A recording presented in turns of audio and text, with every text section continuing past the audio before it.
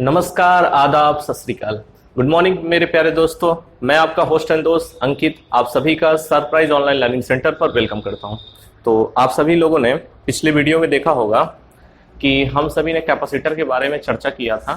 तो आज हम पैरेलल प्लेट कैपेसिटर माने कि समांतर संधारित्र के बारे में हम चर्चा करेंगे और देखेंगे कैसे क्या फंक्शन करता है। तो आज का अपना टॉपिक होगा पैरेलल प्लेट कैपेसिटर। और आप लोग की देखिए video day by day release हो रही है, तो आप उसको अधिक से अधिक लोगों तक शेयर करिए और चैनल जिन लोगों ने सब्सक्राइब नहीं किया है आप उसको सब्सक्राइब कर लीजिए चैनल को। और जो आपके सगे संबंधी हो, दोस्त हो, आप उन तक ये वीडियो पहुंचाएं ताकि अधिक से अधिक लोगों तक ये फायदा पहुंच सके। और चलिए बढ़ते हैं आज के लिए। आज का टॉपिक काफी इंपॉर्टेंट है आपके लिए। यहां से बोर्ड एग्जाम में हर साल क्वेश्चन पूछा गया है और आगे भी पूछा ही जाएगा यहां से। तो आज का टॉपिक काफी इंपॉर्टेंट है, तो आप लोग हेडिंग लगा लीजिए समांतर प्लेट लिखेंगे।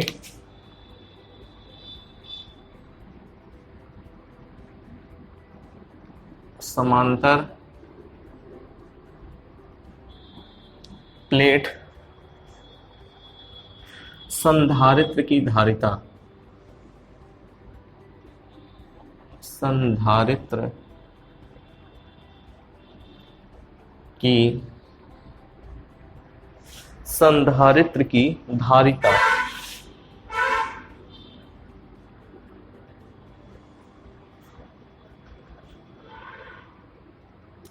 इंग्लिश में लिखेंगे capacitance of parallel plate capacitor.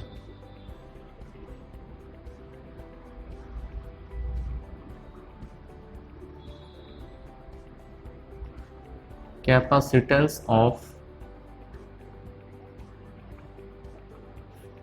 Parallel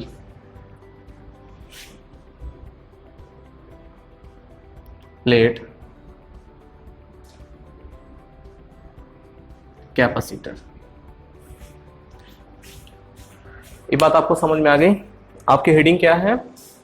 समांतर प्लेट संधारित्र की धारिता, capacitance of parallel plate capacitor. तो देखिए कल की वीडियो में हमने आपको बताया था संधारित्र के कॉन्सेप्ट के बारे में। मैंने क्या बताया था कि अगर कोई चालक है, कोई कंडक्टर है, आप उसको अगर क्यों आवेश देते हो तो उसका विभव भी बढ़ जाता है। तो वहां से मैंने आपको बताया था कि क्यों जो होता है वो डायरेक्टली प्रोपोर्शनल होता है आपके V के। और वहां से हमने एक C नाम के नियतांक को आपको बताया था कि C आपका कोई कांस्टेंट होता है जो कि कैपेसिटेंस ऑफ द कैपेसिटर कहलाता है। ओके, तो आज उस क्रम को हम आगे बढ़ाते हैं जिसमें आज का अपना टॉपिक है समांतर प्लेट आपका समांतर प्लेट संधारित्र की धारिता।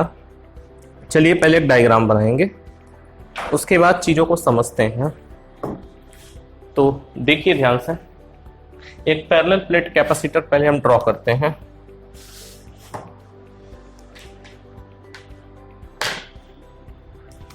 सबसे पहले तो आप दो प्लेट लेंगे।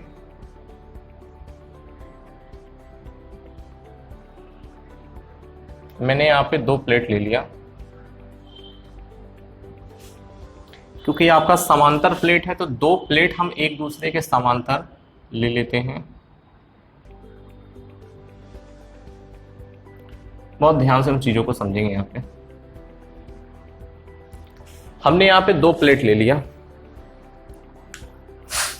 अब एक प्लेट पर हमने पॉजिटिवली चार्ज किया, एक प्लेट को मैंने पॉजिटिवली चार्ज कर दिया।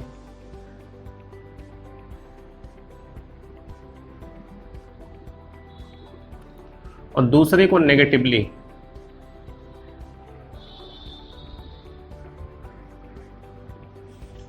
इतनी बात समझ में आई? एक को पॉजिटिवली और एक को नेगेटिवली। ठीक है, अब देखिए यहां पे अगर ये पॉजिटिव से नेगेटिव जा रहा है तो इसके भीतर जो वैद्युत क्षेत्र की जो दिशा होगी वो पॉजिटिव प्लेट से नेगेटिव प्लेट के भीतर होगी। अगर आपसे पूछें कि इन दोनों प्लेटों के जो बीच में वैद्युत क्षेत्र की जो तीव्रता का जो दिशा है और पॉजिटिव से नेगेटिव की तरफ होगी, हम पॉजिटिव से नेगेटिव दिखा दे रहे हैं यहां पे।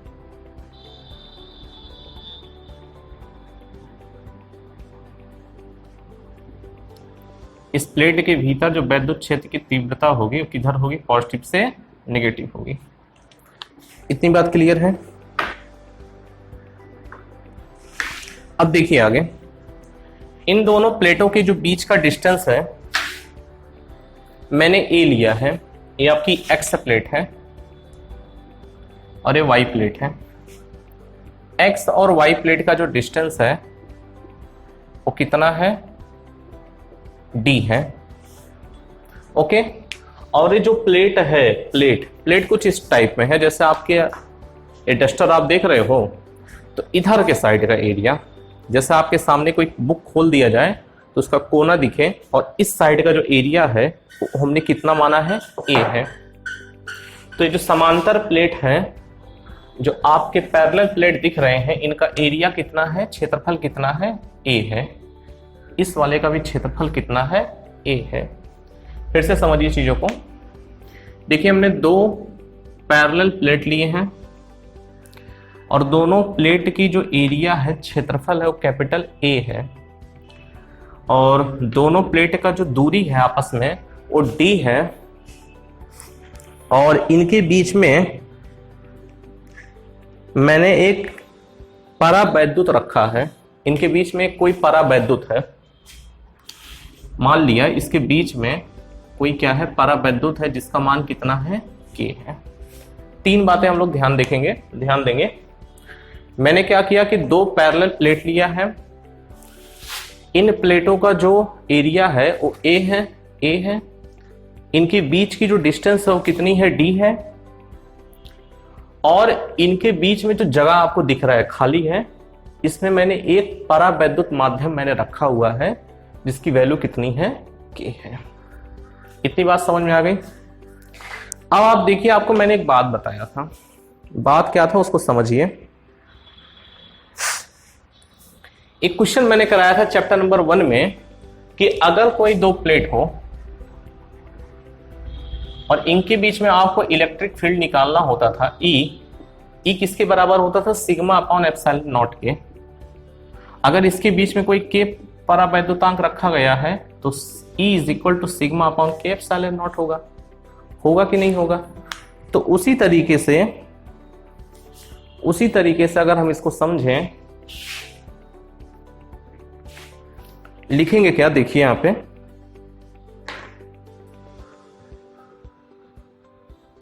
लिखेंगे एक बात। अब देखिए इन दोनों प्लेटों के बीच में हमने परावैद्युतांक रखा है जिसकी वैल्यू कितनी है, के है। अगर आपसे मैं पूछूं कि दोनों प्लेटों के बीच में E का मान कितना है, तो देखिए यहां पे लिखते हैं,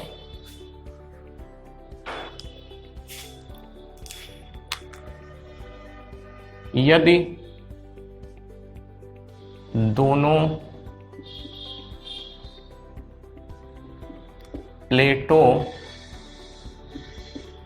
प्लेटों के बीच में के परावैद्युत है, के परावैद्युत हो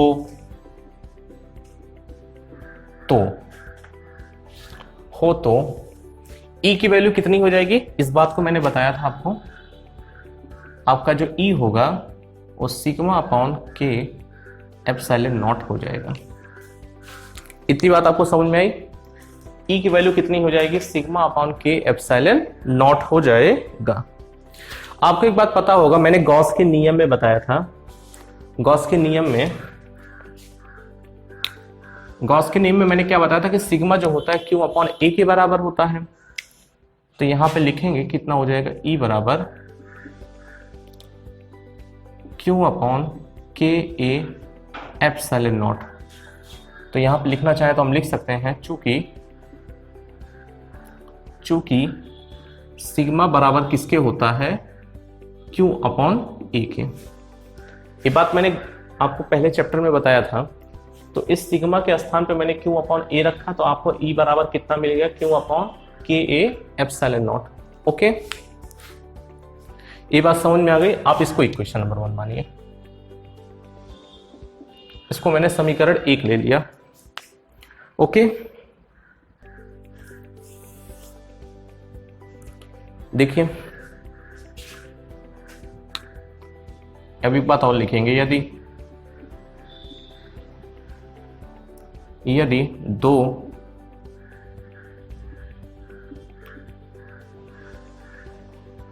दो प्लेटों के बीच विभव, यदि दो प्लेटों के बीच विभव स्मॉल बी हो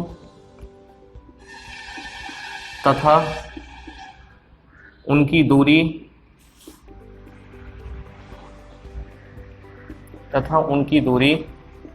स्मॉल डी हो तो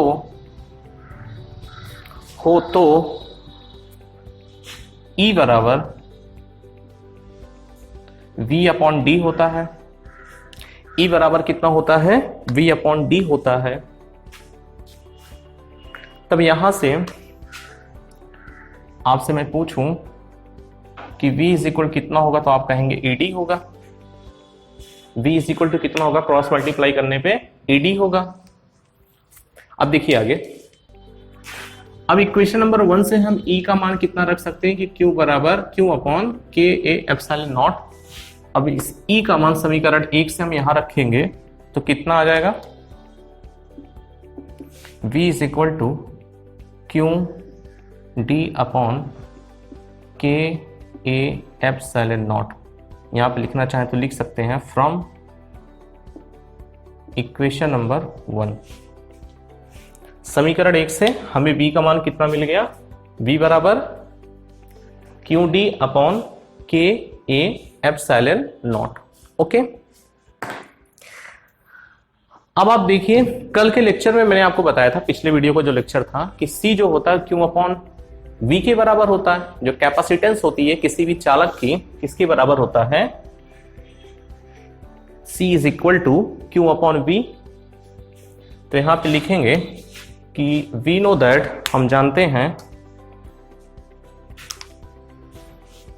यहां पर लिखते हैं कि हम जानते हैं कि जो आपका कैपेसिटेंस होता है, संधारिता जो होती है, वो Q अपॉन V के बराबर होता है। किसके बराबर होता है, Q अपॉन V के। तो इस आधार पर अगर हम इस पैरेलल प्लेट कैपेसिटर की कैपेसिटेंस निकालना चाहे तो कैसे निकलेगा, देखिए यहां पे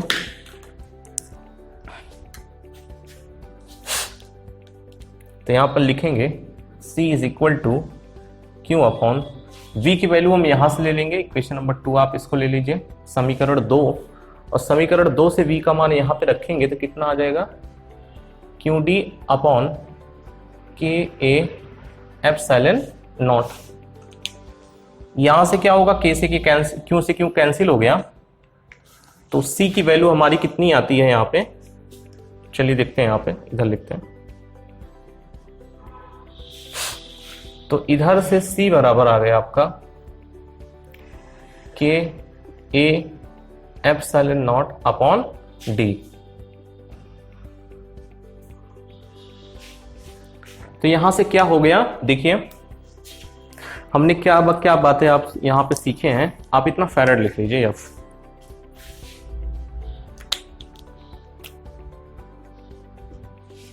देखिए इधर हमने क्या सीखा, हमने देखा कि अगर कोई दो पैरेलल प्लेट है जिनकी एरिया कितनी है, A है और A है, के बीच की दूरी कितनी है, D है, और इनके बीच में जो गैप है, आप खाली स्थान देख रहे हो, इनके बीच में मैंने परावैद्युत माध्यम रख दिया जिसका वैल्यू कितना है, K है। तो इस पैरेलल प्लेट कैपेसिटर का अगर हम कैपेसिटेंस निकालना चाहें, संधारित्र निकालना चाहें, तो एक सूत्र निकल करके आता है, वो किसके बराबर होता है कि C बराबर के A epsilon naught upon D. ये बात आपको समझ में आ गई है। इसका मतलब क्या है समझते हैं और अच्छे से। देखिए इसका मतलब ये निकल करके आ रहा है कि जो C है, आपकी जो कैपेसिटेंस है, संधारिता है पैरेलल प्लेट कैपेसिटर की, वो के अनुक्रमानुपाती है, के वैल्यू पे डिपेंड कर रहा है, एरिया पर डिपेंड कर रहा है, क्षेत्रफल पर निर्भर कर रहा है, एप्सिलॉन नॉट तो आपका कांस्टेंट है, और डी के व्युत्क्रमानुपाती है। तो यहां से निष्कर्ष निकल रहा है कि अगर हम किसी समांतर संधारित्र की संधारिता अगर हम बढ़ाना चाहें, इंक्रीज करना चाहें, तो हमें सिर्फ दो बातों पर ध्यान देना पड़ेगा। एक तो अगर हम उसका परावैद्युत का परावैद्युतांक हम बढ़ा दें, के की वैल्यू इंक्रीज कर दें, या हम ए को एरिया को बढ़ा दें, तो उन दोनों कंडीशन में जो हमारी पैरेलल प्लेट कैपेसिटर होगी उसकी जो कैपेसिटेंस होगी वो ऑटोमेटिकली क्या हो जाएगी, बढ़ जाएगी। इसी संदर्भ में अगर हमें घटाना है, for decreasing the capacitance of parallel plate capacitor we have to reduce the distance between two parallel plate capacitor. इसका मतलब क्या है कि अगर हमें किसी समांतर प्लेट की संधारिता है, तो संधारित्र है, और उसकी संधारिता को आपको कम करना है, तो हमें इन दोनों प्लेटों के जो बीच की दूरी है क्या कर देना पड़ेगा, बढ़ा देना पड़ेगा। बात समझ रहे हैं यहां से? देखिए तीन बातें निकल के तीन चीजों पे डिपेंड करती हैं। आपकी जो C है वो K पर, A पर और D पर, इन तीन वैल्यूज पे डिपेंड करती है। ओके, और तीन चीजों पर निर्भर भी करती है। बात समझ रहे हैं यहां से? तीन बातों पर डिपेंड करता है, मतलब C directly proportional to K, C directly proportional to A, but inversely proportional to D। अगर हमें किसी पैरेलल प्लेट कैपेसिटर की कैपेसिटेंस को बढ़ाना है तो हमें उसके क्षेत्रफल को बढ़ाना पड़ेगा, हमें उस परावैद्युतांक की वैल्यू को बढ़ाना पड़ेगा। अगर हम D को बढ़ा रहे हैं तो कहीं ना कहीं हमारा जो पैरेलल प्लेट कैपेसिटर है उसकी कैपेसिटेंस क्या हो जाएगी, कम हो जाएगी। जो हमारी समांतर संधारित्र है उसकी संधारिता की वैल्यू कम हो जाएगी। ये बात आपको समझ में आ गई? तीन फैक्टर्स हैं। Epsilon naught is a constant, epsilon naught की वैल्यू तो फिक्स होती है ना 8.85 into 10 to the power -12, but ये जो तीन फैक्टर्स आपको दिख रहे हैं यहाँ पे के, ए और डी, ये आपके चेंज होने से सी की वैल्यू पे प्रभाव पड़ेगा। सी की वैल्यू इन पर क्या करती है, निर्भर करती है। ये बात आपको समझ में आ गया है? ये देखिए इतना आप पहले स्क्रीनशॉट ले लीजिए, कुछ बातें और हम बताएंगे अभी आपको। इसका स्क्रीनशॉट आप ले लें फुली।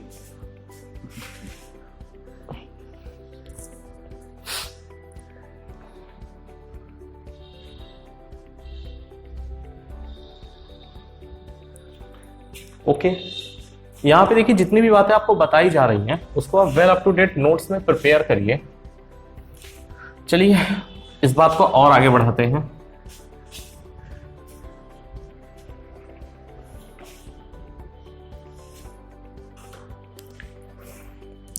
देखिए यहां पे अभी हम लोगों ने क्या सीखा कि कोई पैरेलल प्लेट कैपेसिटर है, कोई समांतर प्लेट की संधारित्र है, और इसकी धारिता C जो होती है वो K A epsilon naught upon D होती है। ओके, यदि K बराबर 1 हो जाए वायु या निर्वात के लिए, तब जो होगा C आपका परिवर्तित हो जाएगा किसमें, C नॉट में। तो C नॉट बराबर यहां से कितना आ जाएगा, अगर इसको इक्वेशन नंबर 1 ले लें तो C नॉट बराबर A epsilon naught upon D के बराबर हो जाएगा। क्लियर है? अगर हम समीकरण 1 को भाग कर दें समीकरण 2 से, तो हमें मिलेगा कि C upon C naught is equal to K। ये बात समझ में आ गई है? तो यहां से हम इसको भी परिभाषित करते हैं। एक बात यहाँ पे लिखेंगे, देखिए यहाँ पे कि जो K होता है परावैद्युतांक होता है, उस C का मान किसी परावैद्युत में बटे कितना C का मान निर्वात में। ये बात समझ में आ गई है। अगर आप किसी मीडियम में उसको डिवाइड कर देते हैं निर्वात को, तो हमें K की वैल्यू फाइंड आउट हो जाएगी। तो यहाँ पे एक नोट लिखेंगे, ध्यान देने योग्य बात ये होगा,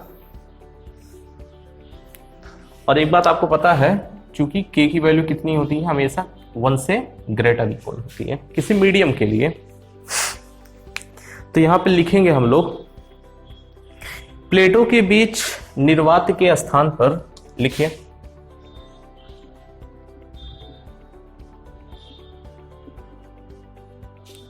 नोटेशन पॉइंट हम लोग लिखेंगे यहां पे,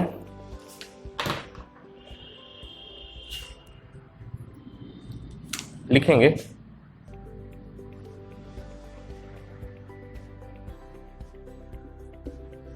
प्लेटों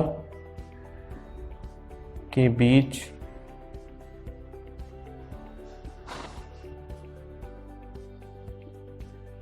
निर्वात के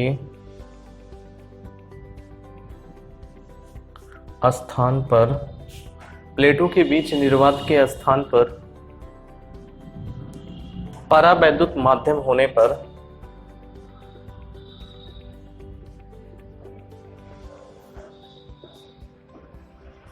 परावैद्युत माध्यम होने पर, परावैद्युत माध्यम होने पर संधारित्र की धारिता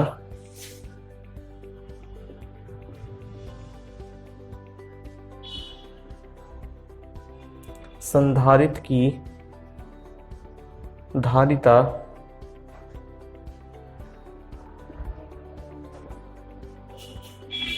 के गुणा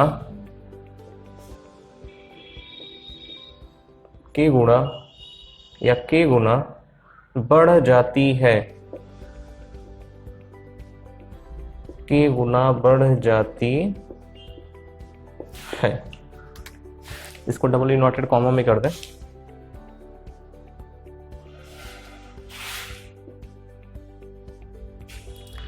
इसका भी आप स्क्रीनशॉट ले लिए।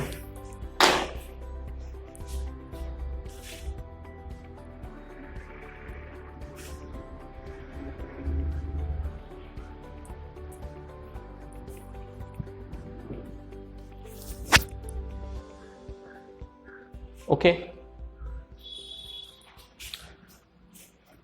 देखिए आपके पेपर में कई बार ये चीज पूछा गया है, जो के है इसको डिफाइन करने के लिए अलग अलग रेफरेंस में, जैसे हमने आपको चैप्टर नंबर 1 में बताया था कि जो कूलम्बिक बल है उसके रेफरेंस में बताया था, फिर बाद में मैंने आपको पढ़ाया कि वैद्युत क्षेत्र की तीव्रता E, उसके परिप्रेक्ष्य में मैंने इसको परिभाषित किया था। तो अब जाकर के हमने इसको, और कल भी मैंने बताया था आपको, के को C के कैपेसिटेंस जो होती है, संधारिता होती है, इसी के पॉइंट ऑफ व्यू से मैंने बताया था, लेकिन आज फिर बता रहे हैं ऐसा भी हम डिफाइन कर सकते हैं यहाँ पे। तो काफी इंपॉर्टेंट है, इसको आप अच्छे से देख लीजिए। मैंने क्या नोट में लिखा है यहाँ पे, इसको भी देख लीजिए। यहाँ पे देखते हैं कि प्लेटों के बीच निर्वात के स्थान पर, निर्वात का मतलब है उसके भीतर या फिर एयर रखेंगे तो भाई के बराबर 1 आ जाएगा। अगर हमने कोई मीडियम रखा है, कोई इंसुलेटर हमने रखा हुआ है, या नॉन कंडक्टर कोई सब्सटेंस हमने रखा है जिसकी वैल्यू के की, जो परावैद्युतांक होती है आपकी, उसकी वैल्यू कितनी है, के है, तो वो परावैद्युत माध्यम होने पर संधारित्र की धारिता के गुना बढ़ जाती है। यहाँ पे आप देखिए कि जो C है, ये हम इसको ऐसे भी लिख सकते हैं, देखिए इधर यहां पे आप देखोगे, इसको इरेज कर दे रहे हैं क्योंकि आप लोगों ने इसका स्क्रीनशॉट ले लिया होगा।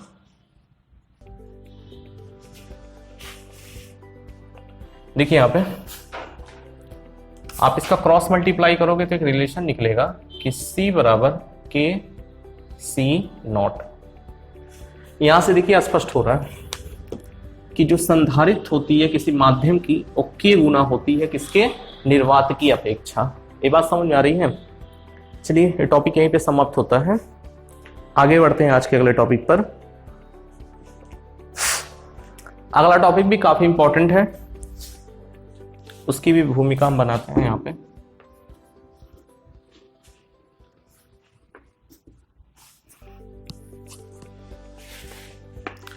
चलिए आप लोग अगली हेडिंग डालेंगे, तो सभी लोग अपने कॉपी में अगली हेडिंग लगा लीजिए। आपका जो अगला टॉपिक है जिसको हम लोग कहते हैं, क्या कहेंगे देखिए, लिखेंगे समांतर प्लेट संधारित्र की, हेडिंग लिखेंगे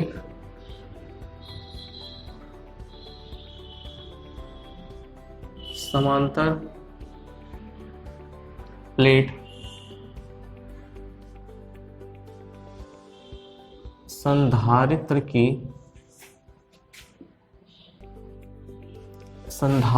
की धारिता, संधारित्र की धारिता जब उसकी प्लेटों के बीच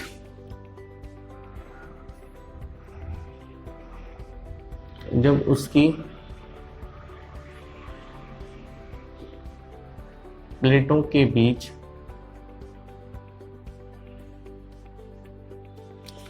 प्लेटों के बीच आंशिक रूप से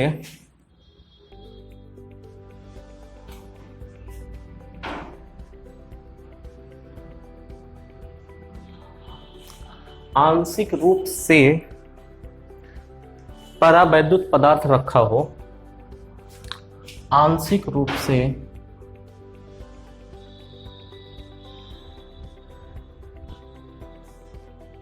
परावैद्युत पदार्थ रखा हो, ये हेडिंग लगा लीजिए आप लोग।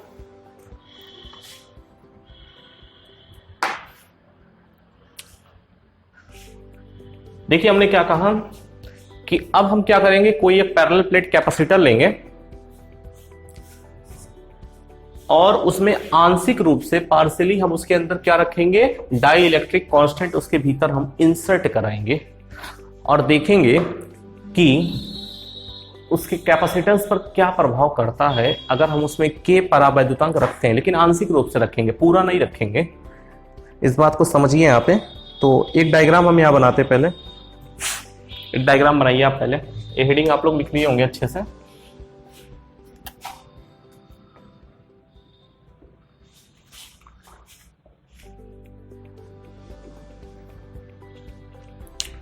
देखिए यहां पे हमने एक पैरेलल प्लेट कैपेसिटर लिया,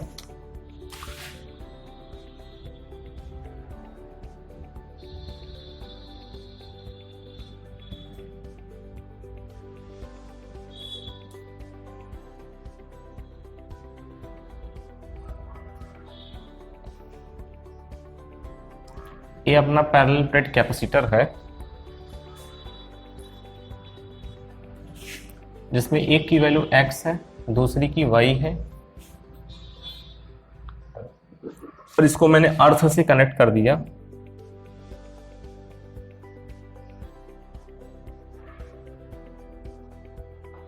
मैंने क्या किया, इसको पृथ्वी से कनेक्ट कर दिया। ओके, फिर से देखिए यहां पे, अब इन प्लेटों की जो एरिया है उसको मैंने ए ले लिया।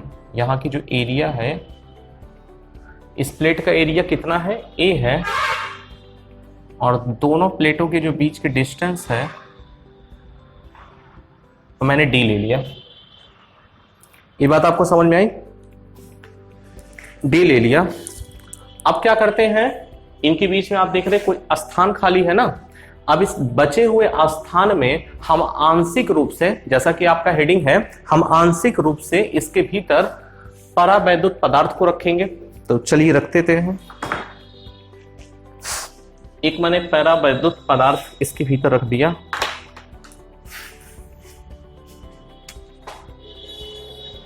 इसके भीतर मैंने एक परावैद्युत पदार्थ रख देते हैं।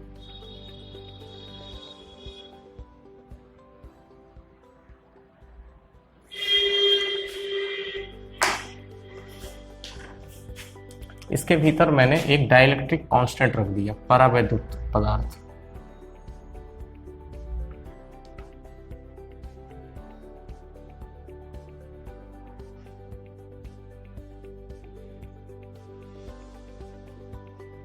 इसके भीतर आपका क्या है, डाइलेक्ट्रिक कांस्टेंट है।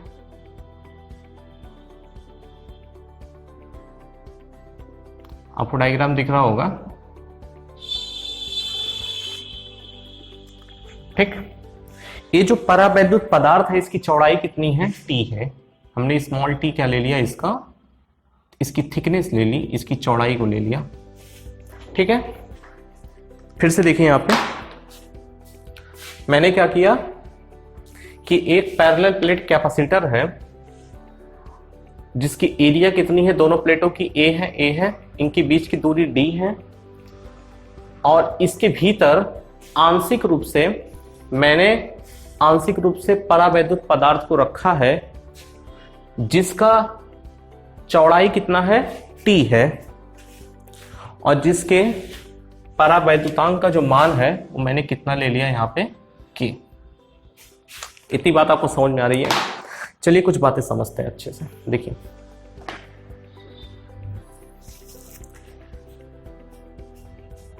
देखिए अगर जब कभी भी हम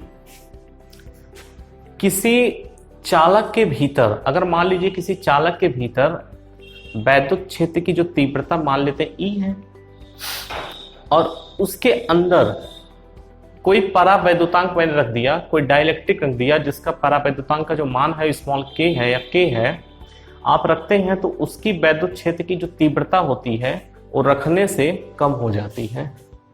तो एक बात आप समझिए कि अगर हम इस डाई इलेक्ट्रिक को या परावैद्युत पदार्थ को, इस दोनों प्लेट को भीतर अगर हमने न रखा होता तो इनका जो इलेक्ट्रिक फील्ड होता कहीं ना कहीं ज्यादा होता।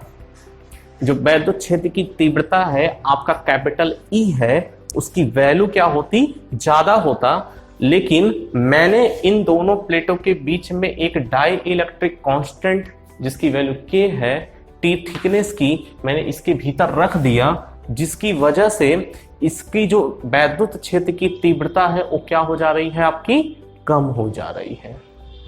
ये बात आपको समझने योग्य है कि जब कभी भी हम डाइलेक्ट्रिक कांस्टेंट को किसी पैरेलल प्लेट कैपेसिटर के अंदर रखते हैं तो उसकी वैद्युत क्षेत्र की तीव्रता क्या हो जाती है, कम हो जाती है। ये बात समझ में आ रही है? चलिए अब आप देखिए यहां पे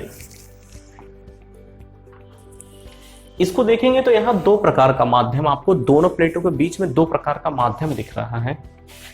एक तो यहाँ पे जो खाली स्थान आपको दिख रहा है, यहाँ पे क्या है, हो सकता है निर्वात या वायु हो, यहाँ पे एयर हो सकता है, मतलब k बराबर 1। इधर के लिए कितना होगा, k बराबर 1, ओके। लेकिन इसके लिए कितना मान आपको दिया गया है, k दिया गया है।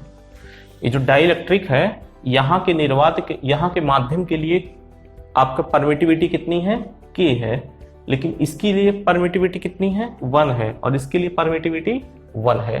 ये बात समझ में आ गई है? मतलब जहां पे एयर है आपका, जो खाली स्थान है, तो यहाँ पे एयर या निर्वात होगा तो उसके लिए k की वैल्यू 1 दिया गया है, और इस मीडियम के लिए k ही दिया गया परमिटिविटी। क्लियर है? तो इस बात को हम यहां पे लिखेंगे, लिखते हैं, कैसे लिखेंगे देखिए यहां पे,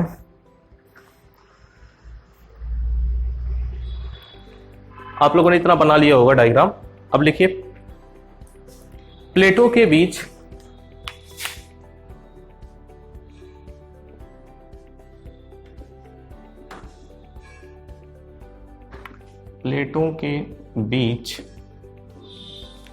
प्लेटों के बीच वायु में, क्योंकि दो प्रकार का माध्यम मैंने आपको बताया, तो पहले हम वायु में लिखते हैं। वायु में वैद्युत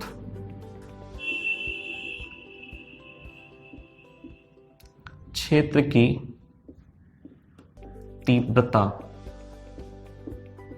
वैद्युत क्षेत्र की तीव्रता आपकी किसके बराबर हो जाएगी, लिखेंगे यहां पे E इज इक्वल टू कितना हो जाएगा, सिग्मा,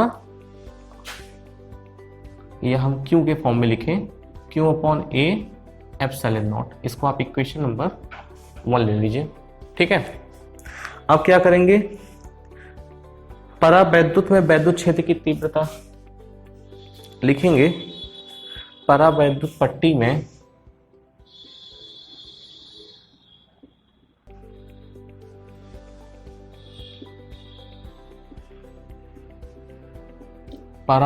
पट्टी में वैद्युत क्षेत्र की तीव्रता। अब हमें E की वैल्यू निकालनी है, इसके लिए इस पट्टी के लिए तो कितना हो जाएगा, E का मान E is equal to Q A K epsilon naught. देखिए K आ गया, मतलब इसकी वैल्यू कम हो जा रही है, इसको हमने यहाँ पे E नॉट ले लीजिए आप, समीकरण 2 हमने ले लिया। ठीक, अब देखेंगे, अब आपको पता है V इज इक्वल टू कितना होता है, अभी भी मैंने बताया था V बराबर ED होता है। तो यहीं से देखिए फॉर्मूला हम डिराइव करते हैं, लिखेंगे प्लेटों के बीच वैद्युत क्षेत्र, या ऐसा लिखेंगे यहां पे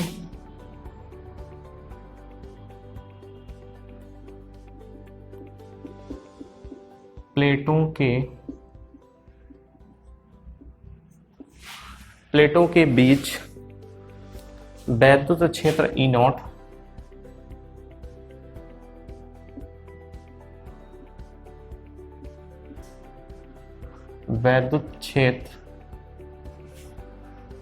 E नॉट दूरी D माइनस टी, दूरी कितना हो जाएगा D माइनस टी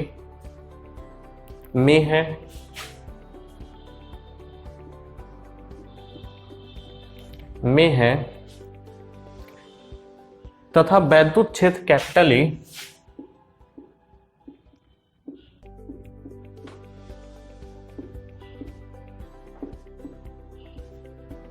तथा वैद्युत क्षेत्र कैपिटल E दूरी T में है, दूरी T में है यदि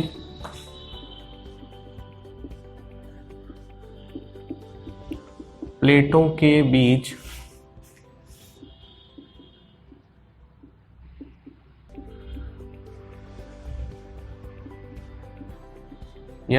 के बीच विभवांतर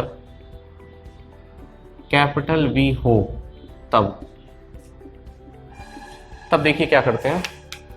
देखिए यहां पे अगर ये पूरी दूरी मेरी कितनी है, D है, और इस पट्टी की चौड़ाई कितनी है, T है, तो बचा हुआ शेष दूरी कितना हो जाएगा, D माइनस टी हो जाएगा। तो D माइनस टी में आपका एयर है, तो कैसे निकालेंगे उसको, लिखेंगे V is equal to E naught. E naught के लिए दूरी क्या लग रहा है आपका, D माइनस टी, और E कहां पे काम कर रहा है, E आपके T के लिए। ठीक है, अब देखिए समीकरण 1 और 2 से यहां पे वैल्यू पुटअप करेंगे हम लोग। 1 और 2 से यहां पे रखेंगे E और E नॉट की वैल्यू, कितना आएगा, V is equal to E naught की वैल्यू कितनी है, sigma upon A epsilon naught D minus T plus E की वैल्यू कितनी है, Q upon A K epsilon naught T। Okay, यहां पे लिखना चाहो तो समीकरण 1 और 2 हम लोग लिख सकते हैं, फ्रॉम 1 एंड 2। इतनी बात क्लियर है। अब देखिए इसमें हम लोग जो कॉमन दिख रहा है उसको ले लेते हैं। कुछ बातें हमें कॉमन दिख रही हैं, यहाँ पे लिखते हैं, यहाँ पे V is equal to Q upon A epsilon naught. अब देखिए कॉमन क्या बचा, D minus T plus T upon K. ये बात क्लियर है? देखिए यहां पे ये चीज आपका कॉमन निकला है, ठीक। लेकिन हम जानते हैं कि जो कैपेसिटेंस होती है, हम जानते हैं कि हम क्या जानते हैं कि जो आपका C होता है वो Q अपॉन V के बराबर होता है। अब यहां पर V का मान हम ऊपर से उठा के यहां पे रख देंगे, तो कितना आया V का मान, C is equal to Q upon V कितनी है, Q upon A epsilon naught, bracket में लिखेंगे D minus T plus T upon K. Okay, यहां पे देखिए कुछ चीजें कट रही हैं आपकी, Q से Q कैंसिल हो गया और क्या निकल करके आएगा, लिखते हैं यहां पे लिखते हैं हम,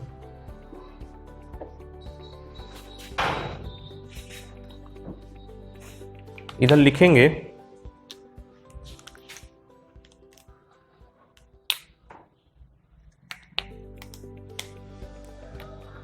C is equal to A epsilon naught upon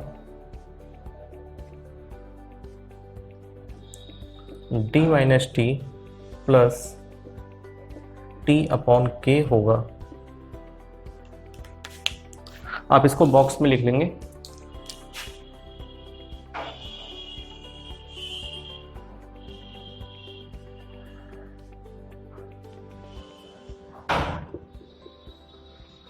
इतना पहले आप स्क्रीनशॉट ले लें।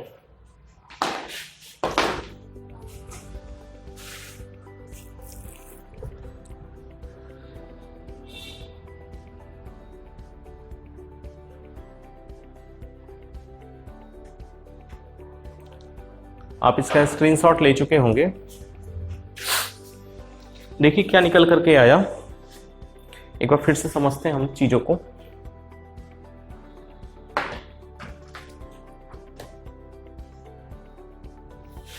देखिए यहां पे मैंने बताया आपको, हेडिंग क्या थी आपकी, कि समांतर प्लेट संधारित्र की धारिता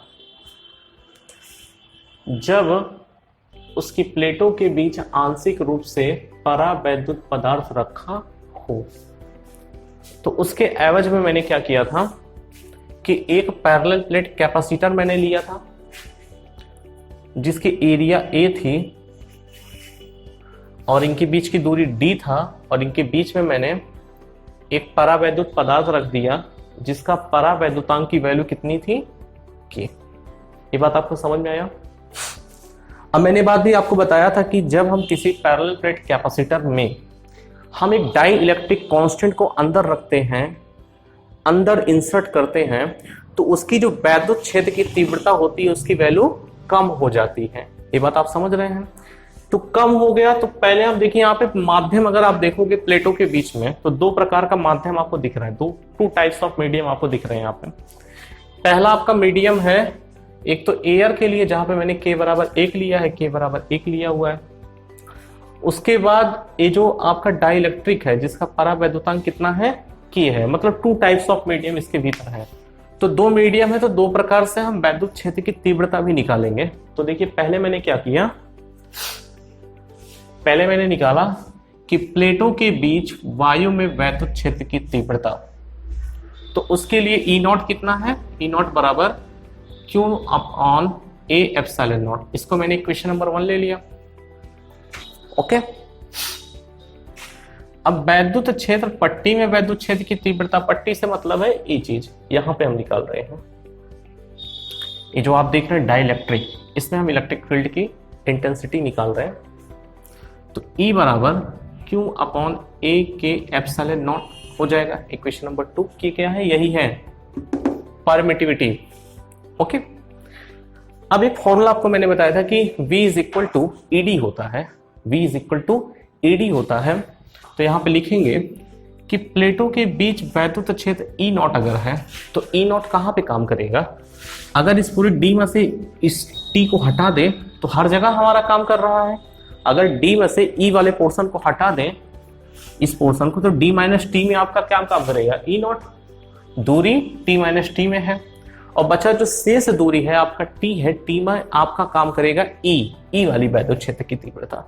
तो लिखेंगे यहां पे, देखते हैं, तथा वैद्युत क्षेत्र ई दूरी टी में है यदि प्लेटों के बीच विभवांतर V हो तब तो V बराबर AD से क्या निकलेगा, V is equal to E naught. E naught कहां पे लग रहा है आपका, D माइनस टी के लिए। E किसके लिए लग रहा है, T दूरी के लिए लग रहा है, जो पट्टी है उसके लिए लग रहा है। तो ई नॉट और E की वैल्यू हम इक्वेशन नंबर फर्स्ट और सेकंड से लेंगे। फर्स्ट और सेकंड से लेने पे हमने इसे पुट कर दिया, कितना आ गया, V बराबर E की वैल्यू यहां से लिया, यहां पे कितना दिया गया, Q upon A epsilon not, यहां पे रख दिया कि E नॉट बराबर कितना है, Q upon A epsilon not. फिर इस चीज को यहां पे उतार दिया, प्लस है E कितना है यहाँ पे, Q upon A K epsilon not. इस वैल्यू को मैंने यहाँ पे रख दिया, फिर T ले लिया। अब देखिए दोनों पदों में आप देखेंगे कुछ चीज कॉमन है। कॉमन क्या था हमारा, Q upon A epsilon not, मैंने उसको कॉमन लिया, अंदर क्या बच गया, D minus T plus K upon T upon K। अब एक चीज हम जानते हैं कि कोई भी आपका कैपेसिटेंस अगर आपको निकालना है तो Q अपॉन V होता है।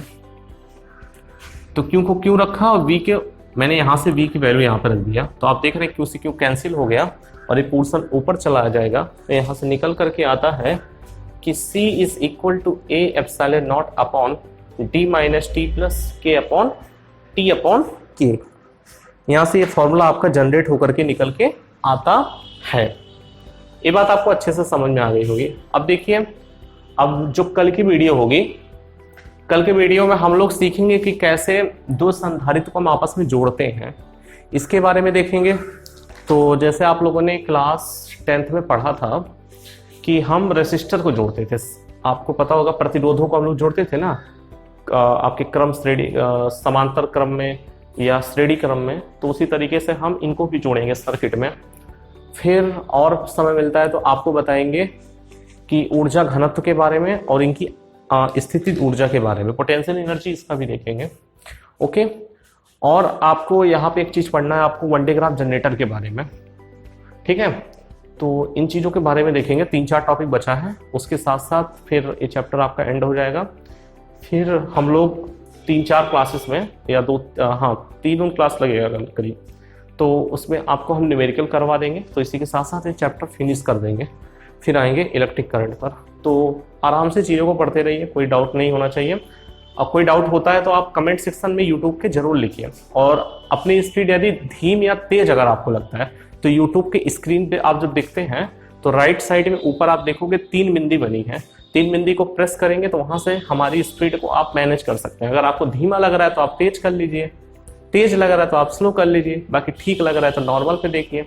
तो इस तरीके से आप चीज़ों को कर सकते हैं। तो YouTube है, कोई दिक्कत इसमें है नहीं कि बहुत तेज से पढ़ाया जा रहा है, बहुत धीमा है, तो आप अपने अकॉर्डिंग मैनेज कर सकते हैं। और एक चीज़ को बार बार आप देख सकते हो, रिवर्स कर दीजिए, डाउनलोड करो, जितनी मन चाहे उतनी बार आप देखो। ये होता है बेनिफिट ऑफ द यूट्यूब।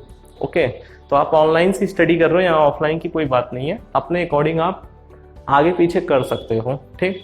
और इस चीज़ को और से अधिक से अधिक लोगों तक पहुंचाइए, क्योंकि ये मटेरियल आपको हर चैनल पर नहीं मिलने वाला है। यहाँ पर वेल अप टू डेट और पूरा पढ़ाया जाएगा। ऐसा नहीं है कि हम लोग शुरुआत किए हुए हैं। कई बच्चे कह रहे थे कि सर अभी तो आपने शुरुआत किया हुआ है, फिर कहीं बाद में एंड ना हो जाए, तो ऐसा बिल्कुल नहीं है। आप निश्चिंत रहिए, श्योर रहिए कि हम आपका कंप्लीट कोर्स क्लास 12th का फिजिक्स का प्रोवाइड करेंगे with fully NCERT numerical and sample paper analysis के साथ। तो आज के लिए इतना ही, और इस वीडियो को अधिक से अधिक तक लोगों तक पहुंचाइए। तब तक के लिए धन्यवाद, मिलते हैं अगले वीडियो में। Thank you and have a nice day.